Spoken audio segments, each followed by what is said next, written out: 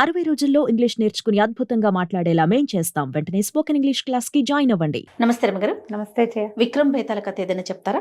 పట్టుబదలని విక్రమార్కుడు మళ్ళీ లోపలికి నడిచాడు, చెట్టు ఎక్కాడు, దాన్ని భుజాన వేసుకున్నాడు. అక్కడ ఉన్నదాన్ని తాన్ని ఆశ్రయించుకుని ఉన్న భేతాళుడు రాజుగారితో మాట్లాడడం మొదలుపెట్టాడు. నీ ఓపిక జోహార్లు, ఇంత ఓపికగా వస్తున్నావు, సరే ఒక మార్గాయాసం తెలియకుండా ఒక కథ చెప్తానన్నాడు. పూర్వం అట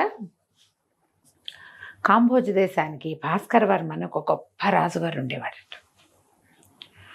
శౌర్య ప్రతాపాలకి పెట్టింది పేరు వాళ్ళ వంశం. భాస్కర వర్మ అంటే మధ్యందిన మార్తాండుడే ఆయన, చండ ప్రచండు, భలే గొప్ప పేరు. ఆయనకు ఒక కుమారుడు కలిగాడు, వాడి పేరు కుమారవర్మ. ఓకే. ఈ కుమారవర్మ అన్ని అస్త్ర విద్యలు నేర్చుకున్నాడు, కానీ ఎవరితోటి కంపీట్ చేసేవాడు కాదు. ఎందుకు వచ్చిన రక్తపాతం వృధాగా? ఆట కోసం వాడినవెన్నో కొట్టడం ఏమిటి? అలాంటి భావాలు ఉండేవి అతనికి. హేళగా సరదాగా కూడా ఎప్పుడూ ఎవరితోటి ఫైట్ చేసిన వాడు కాదు అతను. క్రమంగా రాజకుమారుడు పిరికిబాడు అనే ఒక మాట పుట్టడం మొదలుపెట్టింది. అతనికి నచ్చేది కాదు. పోటీలు అనగానే ఎందుకండి ఇవన్నీ అనేవాడు. అందులో ఒకటి దెబ్బలు తగిలి మెళ్ళిరిపోయి కాళ్ళిరిపోయి మంచాన్ని పడి ఒకడు గెలిచి ఏమిటి వాడి ప్రతాపం, వాడు ఇంకోళ్ళ దగ్గర ఓడిపోతాడు. అంతేగా, రక్తమే కాదు ఇంకంతకంటే ఏమైనా ఉందా, బతికే ఉంది అందులో అనేవాడు. అలాంటి మాటలు అప్పుడప్పుడు వచ్చేవి బయటికి. రాగానే రాజుగారి కొళ్ళు మండిపోయింది. శౌర్యము, ప్రతాపము, వీర్యము, ఇంకేమిటో ఏవీ లేవు వీడికి. ఇలా పిరికి వ్యథలో ఉన్నాడు, దెబ్బలు తగులుతాయని మానేస్తున్నాడు అని అనుకునేవాళ్ళు. తనకి తగులుతాయని కాదు, తన వల్ల ఇతరులకు ఏమీ కాకూడదు అనుకునేవాడు. పాపం ఆయన ఉద్దేశం అది. రాజుకి ఏమీ నచ్చేది కాదు. ఎక్కడైనా యుద్ధం అంటే తను ముందే తప్పుకునేవాడు, నేను వెళ్ళననేవాడు. చాలా చిరాకు వచ్చేసేది కొడుకు మీద. క్రమంగా అది ప్రచారంలోకి వచ్చేసింది. మనం ఇలాంటి దాస్తే దాగుతాయి, ముందే వెళ్ళిపోతాయి. అవును. సరే ఏమైంది, ఈ లోపల ఇది కాంబోజ్ దేశం కదా, కోసల రాజ్యానికి అనంగవర్మ అనే అద్భుతమైన రాజు ఒక ఆయన ఉన్నాడు. ఆయనకి భద్రావతి అని మహాద్భుత సౌందర్యవతి అయిన ఒక కుమార్తె. ఓకే. కోసల రాజు గారికి వాళ్ళు అమ్మాయి వీర్య పరీక్ష పెట్టి, అంటే యుద్ధాలు పెట్టి యుద్ధాల్లో గెలిచిన వాడికే పిల్లని ఇస్తామని ఆ స్వయంవరం చాటారు. స్వయంవరం అంటే అది ఇలా పెళ్లి పిలుపు అనమాట. చుట్టుపక్కల అన్ని రాజ్యాల మగ పిల్లల్ని పిలిచారు. ఇందులో సీనియర్లు లేరు, జూనియర్లనే పిలిచారు, కుమారుల్నే. అప్పట్లో పెద్దవాళ్ళు కూడా వచ్చేవాళ్ళుగా స్వయంవరానికి. పిల్లలతో పాటు పెద్దలు చూడడానికి రావాలంతే. ఈ భాస్కర్ వర్మ గారు అన్నాడు, కుమారవర్మ వాళ్ళ నాన్న కాంభోజరాజు గారు, నువ్వు ఏమైనా సరే, నువ్వు దెబ్బ కొట్టుకొని చచ్చినా నాకు ఓకే, నువ్వు అందులో పాల్గొనాల్సిందే. గెలిస్తే రాజకుమార్తె అంతే, గెలవు, నువ్వు ఎలాగో నీకేం రాదు, నీకు భయం, పోతావు పో. యుద్ధంలో పోయావన్న పేరైనా నాకు మిగుల్చు, ఈ పిరికి పిల్లవాడి తండ్రి అనే చెడ్డ పేరు నాకు వద్దన్నాడు. ఓకే. బలవంతంగా కుమారవర్మని పంపించేశారు. ఏం చేస్తాడు పాపం. సరే బయలుదేరాడు. వెళ్తే ముందు రోజు ఏవో చిన్న చిన్నవి అవి ఇవి జరిగినాయి. జనాలంతా చేరారు, ఏవో ఆటలు పాటలు చూపించారు. రేపొద్దు నుంచి పోటీలు. ముందు రోజు సాయంత్రం ఇతను అట్లా నడుచుకుంటూ అక్కడ ఒక మంచి నది ఉంది, ఆ నదీ తీరానికి పోయాడు. ఎవరో జనం ఉన్నారు, జనం అంతా ఉన్నారు. ఎగువకు నడుచుకుంటూ వెళ్ళి ఒక చోట కూర్చున్నాడు. నాకు అనిపించింది, ఎట్టగో చచ్చేదే మనం. మన వల్ల ఎవడికో మెడ విరిగి, చేయి విరిగి, కత్తి కుచ్చుకుని, నెత్తురు వచ్చి, వేలు దిగిపోయి వాళ్ళు అబోదిపోమని ఈ గోలంతా ఎందుకు? ఎటాగో చచ్చిపోతాం, అదేదో ఇప్పుడే చచ్చిపోదాం అనిపించింది అతనికి. గట్టు మీద కూర్చుని వాడు చల్లగా నీళ్ళలోకి దూకేశాడు. దూకేస్తే ఏమైంది, ఒక్కసారి ఒక్క మునకేశాడు అంతే. ఈయన వెళ్ళిన ఎగువకి కొంచెం దిగువలో ఒక తోళ్ల వ్యాపారస్తుడు తోళ్లతోటి చెప్పులు అవి కుట్టే ఒక అతను తోళ్ళు శుభ్రం చేసుకోవడానికి అక్కడ కూర్చున్నాడు ఆ నది దగ్గర. ఎప్పుడైతే ఇతను మంచి వస్త్రాలు అవి కట్టుకున్నాడు, రాజకుమారుడు కదా, ఉత్తరీయం అవి ఉన్నాయి, ఇతను తోలు ముంచుతున్నాడు నీళ్ళలో. తెల్లగా ఏమిటో కనపడింది. ఏమిటో తెల్లగా కనిపిస్తుందని చూస్తే ఏముంది, ఓ ఉత్తరీయం కనపడుతుంది, మనిషి కనపడుతున్నాడు. గబుక్కుని ఈ తోళ్ళు పనిచేసేవాడు, ఈ తోళ్ళ చర్మకారుడు దబాయిల నీళ్ళలో దూకి రాకుమారుడిని లాక్కొచ్చేసాడు బయటకు. లాక్కొచ్చి నీళ్లు కక్కిచ్చేసాడు. నీళ్ళు, అతనికి ఈత రాదు, రాజకుమారుడికి. నీళ్ళు కక్కిచ్చాడు. ఒక గట్టు కానించి కూర్చోబెట్టి, బాబు ఏమిటి మంచి బట్టలు అవి, నువ్వు పెద్దింటి పిల్లవాడిలాగా ఉన్నావు, ఏ రాకుమారుడివో ఏమిటో ఈ పని అని అడిగాడు. ఎందుకు నాయనా ఇంత పని చేసావంటే, ఇతను ఏం చెప్పాడంటే, రేపు పొద్దు నుంచి పోటీలు, నేను రాజకుమార్తెని గెలుచుకోవడానికి వచ్చిన యాస్పిరెంట్స్లో నేను కూడా ఒకడిని, నాకు ఆ యుద్ధాలు అవి చేతకావు, చేయలేను నేను. రావన్నట్టుగా ఈ సినిమా వచ్చింది ఇక్కడ. రాకపోవటం కాదు, వచ్చు అతనికి, చెయ్యడు అంతే.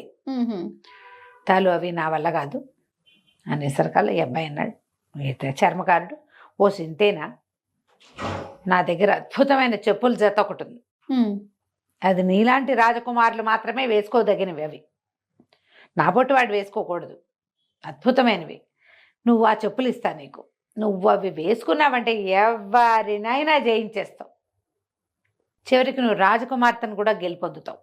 ఓకే, అంత మహిమ కలిగిన చెప్పులు అవి ధరించు, చక్కగా రాజకుమార్తెను గెలుపొందు, నాకేదైనా బహుమతి ఇద్దుగాని అన్నాడు. అనేసరికి రాకుమారుడు అన్నాడు, నీకేం కావాలి అన్నాడు. ఇప్పుడు ఎందుకు, నాకేం కావాలో రేపు నువ్వు గెలిచాక చెప్తా, ఓకే, గెలిచాక నేను ఏది అడిగితే అది ఇవ్వాలండి. సరేనండి. ఒళ్ళు తుడుచుకున్నాడు, ఆ బట్టల ఒంటి మీద ఉన్న బట్టలు పిండేశాడు, ఏదో కాస్త మంచినీళ్ళు కనపడిన నీళ్ళు ఏవో తాగాడు, ఆ చెప్పుల చేత కాళ్ళకు తగిలించుకుని బయలుదేరాడు. వస్తుంటే అనిపించింది, ఏమిటో నేను పిచ్చి పని చేశాను, ఈ నీళ్ళల్లో పట్టం ఎందుకు, చచ్చేది ఎటాగో చచ్చేది ఎప్పుడు, ఇప్పుడే చచ్చిపోదాం అనిపించింది. కాదు, నేను ఆ పని చేయకుండా యుద్ధం చేస్తూ చచ్చిపోతే మా నాన్న కూడా కొంచెం గొప్పగా ఉండేది, ఈ చెప్పులతోటి పని అవ్వదు, పాడవదు, ఏమవ్వదు, ఇదేమి నమ్మాల్సిన విషయం కాదు. కానీ యుద్ధం చేస్తూ చచ్చిపోతే భాస్కర్ వర్మ గారి కొడుకు యుద్ధంలో చనిపోయాడనే పేరైనా ఉంటుంది, అందుకని తప్పకుండా మనం యుద్ధమే చేయాలి అని డిసైడ్ అయిపోయాడు. ఓకే, సరే వెళ్ళిపోయాడు, తనకి ఇచ్చిన విడిదికి వెళ్ళిపోయాడు. రాత్రి ఏదో భోజనం చేసి పడుకున్నాడు. పొద్దున్నే సమీప దేవాలయానికి వెళ్ళి నమస్కారం చేసుకున్నాడు. పొద్దున్నే యుద్ధాలు మొదలుపెట్టారు. ముందే ఒకళ్ళతోటి కత్తి యుద్ధం, కుమారవర్మే గెలిచాడు. తర్వాత బాణాలు వేయటం, కుమారవర్మే గెలిచాడు. ఇంకేదో బల్యం, అది కూడా కుమారవర్మే గెలిచాడు. ఈ గెలిచిన వాళ్ళందరికీ మళ్ళీ మళ్ళీ మళ్ళీ మళ్ళీ పొట్టు పెట్టారు. అందరితోటి గెలిచేశాడు ఇతను, అన్ని చోట్ల గెలిచాడు. ఏమనుకున్నాడు, ఎలాగో చచ్చిపోతాం, ఎట్ ద మోస్ట్ ఇద్దాం, మన దగ్గర ఉన్నదంతా ఇచ్చేయాలి, మనకు తెలిసిందంతా చేసేయాలని యథాశక్తి యుద్ధం చేశాడు. ఓకే, చిట్ట చివరికి ఏమైందంటే కుమారవర్మే గెలిచాడు. గెలవంగానే మొదటి నుంచి పోటీలు మొదట్లో అయినప్పటి నుంచి ఆ భద్రావతి రాజకుమార్తె పైన కూర్చుని అతన్నే చూస్తోంది. అతను వివాహితుడు కాదు, కుర్రాడు. అతను ఏదైనా చేస్తూ ఉంటే ఎట్లా అనిపిస్తోందంటే మొత్తం ప్రాణాలొడ్డి చేస్తున్నట్టు కనపడుతోంది. కమిటెడ్గా ఉన్నాడు. కమిట్మెంటు మనకేమొచ్చో అది చూపించేద్దామని ఉంది అతనికి. ఆ అబ్బాయి లక్షణం కూడా ఆ పిల్లకి నచ్చింది. గెలిచాడు. సరే, అమ్మాయి పరిగెత్తుకుంటూ వచ్చి దండేసింది. దండేసేసరికి అందరూ జనాలంతా చప్పట్లు కొట్టారు. అప్పుడు మన చెప్పులు కుట్టేవాడు ఉన్నాడుగా, చర్మకారుడు వచ్చాడు. నమస్కారం యువరాజా, బాగా గెలిచారు అన్నాడు. అనేసరికి అవునోయ్, గెలిచాను, నువ్వు చేసిన సహాయం చాలా గొప్పది, నీకేం కావాలో అడుగు, ఏం కావాలన్నా ఇస్తారని అడుగు, అయితే రాజకుమార్తెని ఇచ్చేయండి నాకు అన్నాడు వాడు. తను నిర్ఘాంతపోయాడు. భద్రావతి తెల్లబోయింది. చర్మకారుడు అన్నాడు, మీరు రాజకుమార్తెను గెలిచారు, నేనెట్లా ఇస్తాను రాజకుమార్తెని అన్నాడు కుమారవర్మ. ఎందుకు ఇవ్వరండి, మీరు రాజకుమార్తెని గెలుచుకున్నారు, ఆమెను ఏమైనా చేసుకోవచ్చు, మీరు పెళ్లి చేసుకోవచ్చు, ఎవరికైనా ఇచ్చి పెళ్లి చేయొచ్చు, రాజకుమార్తెని ఆమె చేతిలో ఉన్న దండాన్ని నా మెళ్ళ వేయమనండి అన్నాడు. ఈ అమ్మాయి ఒక అడుగు వెనక్కేసింది. నాన్న నాన్న అంటోంది. అనేసరికి రాజుగారికి అర్థం కాలేదు. ఏమిటో వీడెవడో చెప్పులు కుట్టేవాళ్ళలాగా కనపడుతున్నాడు, వాడి వేషంభూష.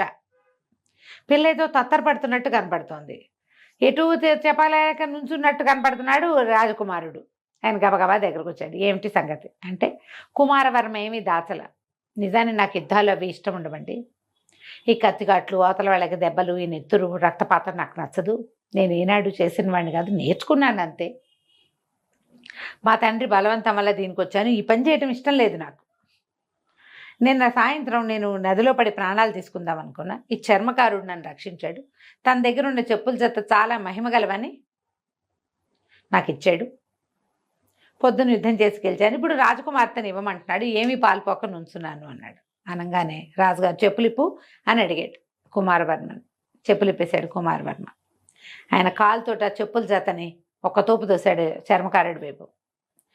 చెంపకాయ కొట్టాడు. మళ్ళీ కనపడితే ప్రాణాలు తీస్తాను, నీ చెప్పులు తీసుకుని వెళ్ళిపోయి ఇక్కడి నుంచి అన్నాడు. అనేసరికి ఇప్పుడు రాజుగారు కొట్టాడంటే సైన్యం వచ్చేది, జనం అంతా వీడిని బయట పంపించేయండి రా అన్న. తన చెప్పులు పుచ్చుకుని వాడు వెళ్ళిపోయాడు. భద్రావతికి కుమారవర్మకి పెళ్ళైపోయింది. ఇప్పుడు కుమారవర్మ మాట నిలబెట్టుకోలేదు, అవునా? కథ అయిపోయింది. ఈ కథని బేతాళుడు చెప్పాడు. చెప్పి విక్రమార్కుడిని అడిగాడు, ఇది న్యాయమేనా అని అడిగితే విక్రమార్కుడు అన్నాడు, చాలా న్యాయం. చెప్పుల్లో ఏమీ లేదు. చెప్పుల్లో కనుక మహిమే ఉంటే చెప్పులు కుట్టేవాడే వేసుకునేవాడుగా, వాడే వేసుకుని జయించేసేవాడు వీళ్ళందరినీ. మహిమ ఎందులో ఉంది? కుమారవర్మ తాలూకు సంకల్పంలో ఉంది. వచ్చి గెలిచిన రాజకుమారుడి దగ్గర నుంచి రాజకుమార్తెను అడిగే సాహసం చేసిన వాడిని చంపకుండా వదిలిపెట్టాడు రాజు. ఒక చర్మకారుడు రాకుమార్తెని నాకు ఇచ్చేయమనే సాహసం ఆ వాడిది. కేవలం ఈ రాజకుమారుని రక్షించాడు కాబట్టి వాడి ప్రాణాలు రక్షించబడ్డాయి. అంతే, న్యాయమే అది. అందులో జరిగిన అన్యాయం ఏం లేదు. భద్రావతిని కుమారవర్మ పెళ్లి చేసుకోవడమే న్యాయం. రాజుకి అర్థమైంది, ఇతను సంకల్పించుకుని చేశాడు కానీ ఆయనకు యుద్ధ విద్యలు రాకపోతే ఈ చెప్పుల వల్ల విద్యలు రాలా, కొత్తగా అతనికి విద్యలు వచ్చు. ఒకవేళ అదే నిజమైతే ఆ చెప్పులు కుట్టేవాడే వేసుకునేవాడు, అందులో ఏమీ లేదు అని చెప్పి పంపించేశారు. అయిపోయిందన్నాడు. ఆనంగానే బేతాళుడు అన్నాడు, కథని చాలా సులువుగా పరిష్కరించేశావు, కానీ నువ్వు మౌన భంగం చేసావు కదా, అందుకని నేను వెళ్ళిపోతున్నా అని చెప్పేసి మళ్ళీ శవంతో సహా రివ్వుమని చెట్టెక్కేశాడు. బేతాళుడు మళ్ళీ చెట్టెక్కాడు. మన విక్రమార్కుడు మళ్ళా లోపలికి నడవటం మొదలుపెట్టాడు. కథ కంచికి మనం ఇంటికి. నమస్తే డాక్టర్. నమస్తే జీ.